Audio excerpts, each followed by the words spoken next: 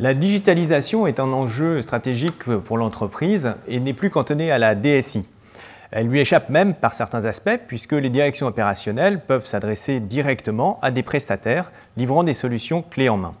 Par ailleurs, la fiscalité est un enjeu majeur pour le chef d'entreprise du fait de la multiplicité des lois, des taxes, des impôts et la complexité de la législation fiscale.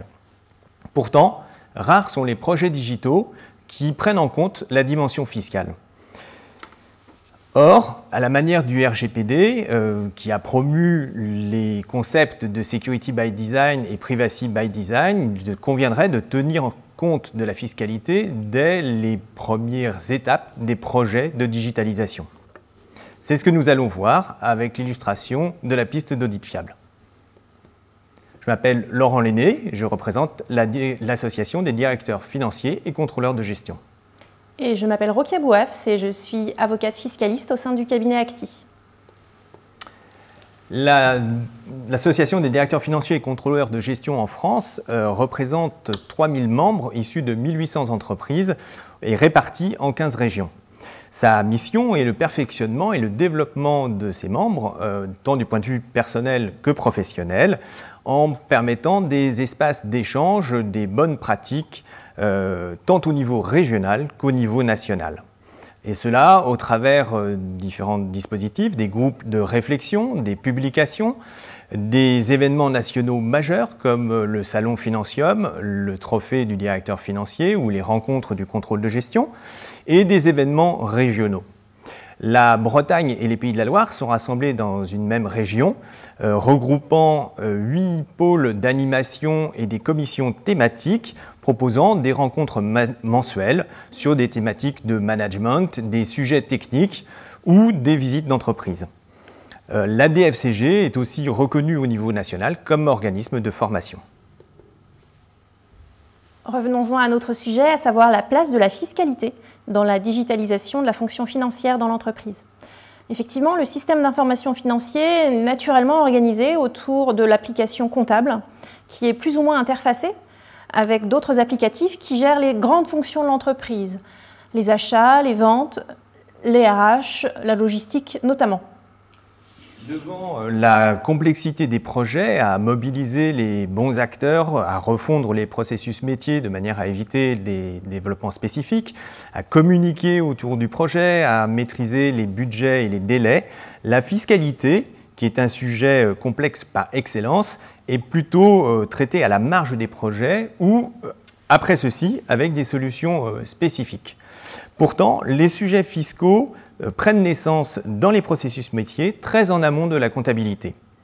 Illustration avec donc la piste d'audit fiable qui est généralement peu prise en compte et qui est pourtant facile à mettre en œuvre. Rokia, est-ce que par rapport à ces sujets fiscaux, oui, tes clients te demandent d'intervenir pour vérifier la validité de leur projet et leur conformité fiscale ? Alors, il nous arrive d'être sollicités effectivement par nos clients dans le cadre d'un changement de ERP ou de logiciel comptable ou fiscal.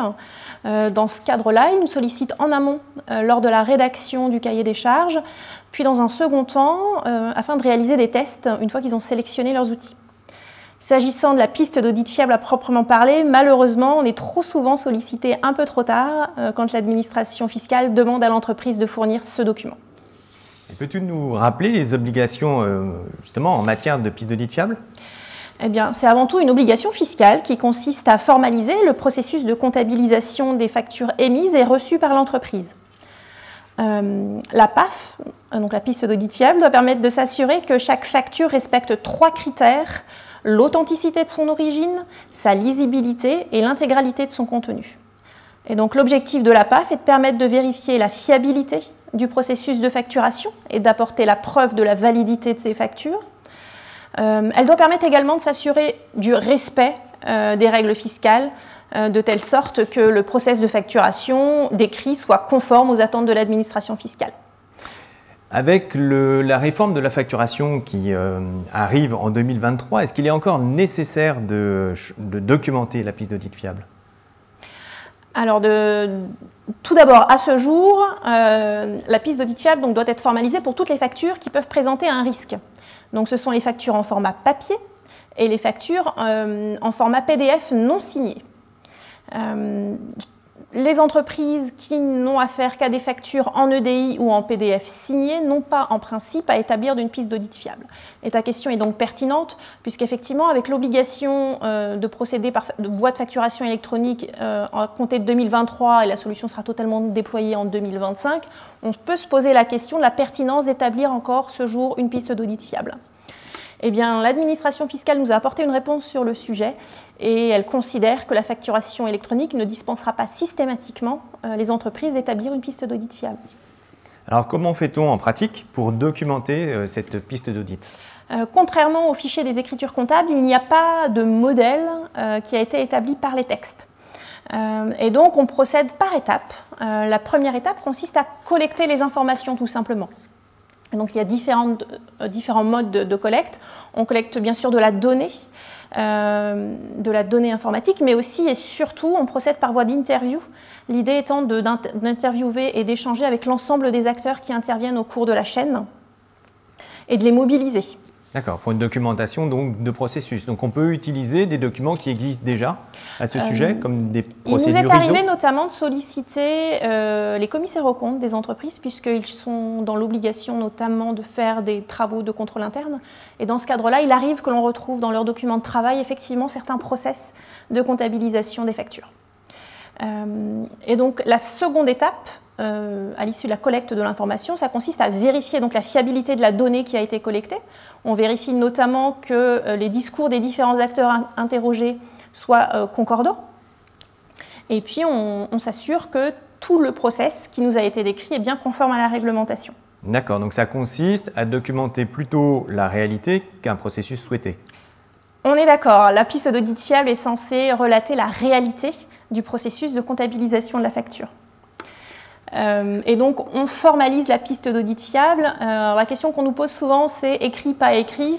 On doit la documenter par écrit. Le seul cas où l'administration fiscale fait preuve de tolérance, c'est pour les très petites entreprises, auquel cas, elles doivent juste décrire verbalement à l'inspecteur des impôts leur méthode de comptabilisation. Et donc, au moment de la formalisation, on ne fait que retranscrire de manière synthétique mais exhaustive l'ensemble des process de comptabilisation et des contrôles qui sont réalisés au cours du processus. D'accord. Et en cas de réception d'un avis de contrôle, est-ce qu'il est trop tard pour établir sa piste d'audit fiable ou est-ce qu'il est encore temps de faire quelque chose et de sauver les meubles? Avant ça, ce qui est important, c'est qu'une fois qu'on a établi la piste d'audit fiable, faut savoir que ce n'est pas une fin en soi. La piste d'audit fiable, elle doit être contrôlée régulièrement et si jamais les process changent, elle doit être adaptée. Pour ce qui concerne, si je reviens à ta question concernant le moment auquel on doit réaliser sa piste d'audit fiable, effectivement, comme je disais en introduction, trop souvent les entreprises nous sollicitent tardivement et nous demandent de formaliser en catastrophe leur piste d'audit fiable parce qu'ils ont reçu un avis de vérification de la part de l'administration et que ça fait systématiquement aujourd'hui partie des éléments qui sont demandés par les inspecteurs des impôts. Et donc, c'est ce que j'appelle, moi, la PAF un peu palliative, c'est-à-dire qu'on intervient un peu en catastrophe et on ne fait que formaliser et constater des process, finalement. Alors qu'il y a une véritable valeur ajoutée à établir et à faire ce document en mode préventif, puisqu'au-delà de l'obligation légale, en fait, tout ce travail, notamment au moment de la collecte de données, peut apporter des améliorations dans les process. Ça permet d'une part de diagnostiquer l'existant, ça permet aussi de mettre en lumière les défaillances et les dysfonctionnements et d'y remédier. Et enfin, ça permet d'améliorer les processus. On a eu certains cas où finalement les directions financières ont décidé de changer d'outil puisque ce n'était pas adapté. Ils s'apercevaient qu'effectivement leurs équipes avaient beaucoup trop d'étapes à passer et que le système n'était pas fiable. D'accord, donc documenter la piste d'audit fiable consiste à réaliser un diagnostic, d'identifier des gains d'efficacité et d'enclencher une démarche d'amélioration continue. Absolument. Donc cette démarche, on peut l'assimiler à de la réingénierie de processus tel qu'il est fortement conseillé de faire lorsqu'on met en place un projet de digitalisation, donc mettre à plat ces processus en amont de leur informatisation afin d'éviter de développer des spécifiques qui peuvent être coûteux à mettre en œuvre par la suite et donc d'ajuster les manières de faire de l'entreprise, ces processus métiers, à des applications standardisées. Donc prendre en compte les obligations fiscales dès l'origine des projets va permettre de transformer donc, un exercice de conformité en une opportunité d'amélioration. Absolument. Merci. Merci.